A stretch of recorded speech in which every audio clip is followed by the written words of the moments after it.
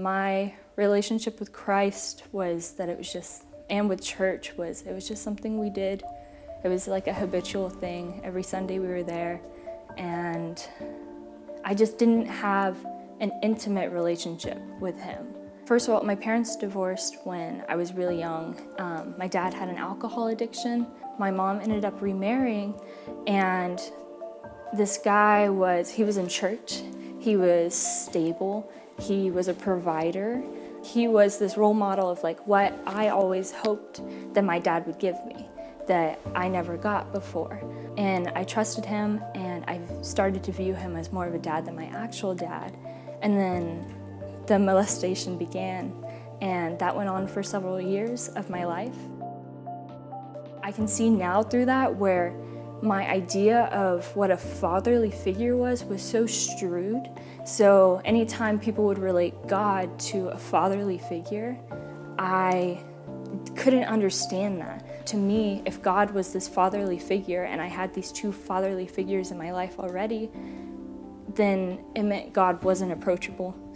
God wasn't someone that would love me unless I had something to give in return. I just didn't understand. It's like I had daddy issues with God.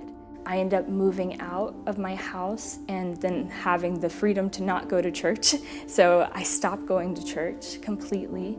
From there, I pick up so many addictions. I end up with a porn addiction. I had a drug addiction. I was addicted to alcohol. I was picking up New Age belief systems. I ended up isolated and alone, and all I had was God. And I didn't like that, of course. And I went to my car. I let my music shuffle on my phone, and it was trashy music. It just wasn't good. And all of a sudden, Surrounded, that This Is How I Fight My Battles song starts playing, which was crazy because I thought that I got rid of everything that looked like God on my phone. And this song starts playing, and it was the strangest thing. I immediately just broke. And it was this feeling of need for God. It didn't look pretty and it didn't look churchy, but I started screaming this song in my car and just crying and screaming to God. But that was the moment where I was like, okay, like something has to change. I can't keep doing what I'm doing. He's brought so much healing into my life, so much healing in places that I didn't know I needed healing. And he's just provided.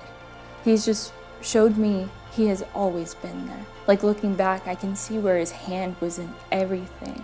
Like when I was hurting and broken and alone, like he was just always, always there.